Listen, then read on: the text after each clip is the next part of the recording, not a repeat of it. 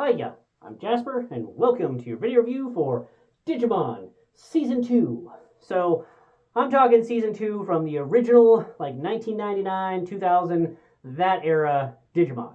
So, Season 1 had the Digidestin, Tai, Matt, Joe, Mimi, Izzy, etc., etc.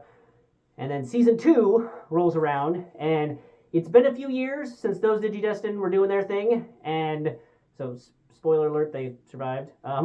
So it's been a few years. Mimi moved to America. Joe's doing like his thing. Matt's got a band. Ty's doing whatever. So they're older. They're not like total full on adults with kids and all that jazz, whatever. But not Matt, but TK and Kari are basically they have now grown up from the little tiny age that they were when season 1 happened to basically Ty and Matt's age for that they were in season 1. So that's kind of the time progression here. And you get a few new Digidestins. So you get Davis, Jolie, and Cody.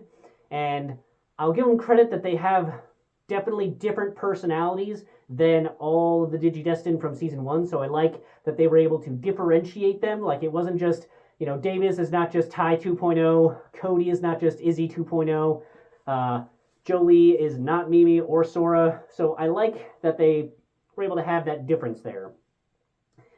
And what I will say is that I enjoyed that they figured out ways to bring in the old Digidestined without having them overshadow the new guys, and how they came up with reasons where, like, okay, they could help out sometimes in certain ways, but as time goes on and as things are happening, like, it is the second season, the D3 guys, the ones with the D3 Digivices, it's really their show, and they're the ones that are moving forward and helping out and whatnot.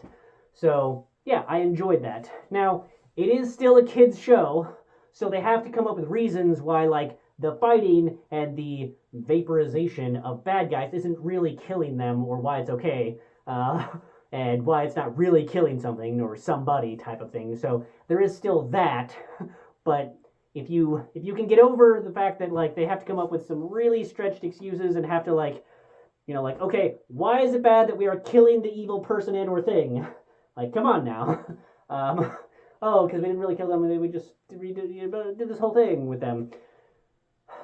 What I will say is that it is surprising how barren and basic the landscape and just the environments and everything else that they are in for the first 20 to 40 episodes. Like, when they're first in the digital world, it is so barren and so basic, and you're just like, okay, I haven't seen anything but DBZ Abridged, but it's kind of like how DBZ always found, like, deserted desert areas to go do their fighting and massive explosions in. It was even less detailed than that.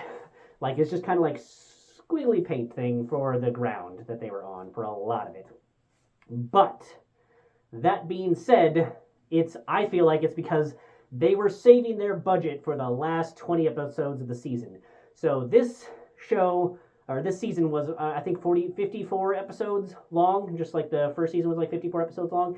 And if you remember in the first season, how when they were on File Island, honestly, the environment at the beginning of season 2 is even more basic than File Island. But you how it was kind of basic there, and then as they progressed and they got back to the real world, like, everything was animated out, and they had all these interesting environments and whatnot. So they did a lot of cost-cutting measures in the first 20 or so episodes.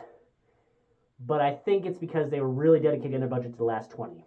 So you get a lot of the setup, much like how in the first season, how you were getting each one of them had to get to their champion, and then the next part was getting to their ultimate, and then it really started to pick up in terms of the storyline and how that happened and what the Digidestin are and the crests and tags and blah blah blah and the Dark Masters and all that. Well, this season still has that same sort of thing where they are armor digivolving at first, and then they have to get their other armor digivolve, and then other things progress, and it does, it is still a kids show, and it's got that Digimon feel to it. So there's a bunch of episodes dedicated to, like, figure out how sincere you are in this, and, like, figuring out your interpersonal relationship with this in order to unlock the power to do X, Y, and Z.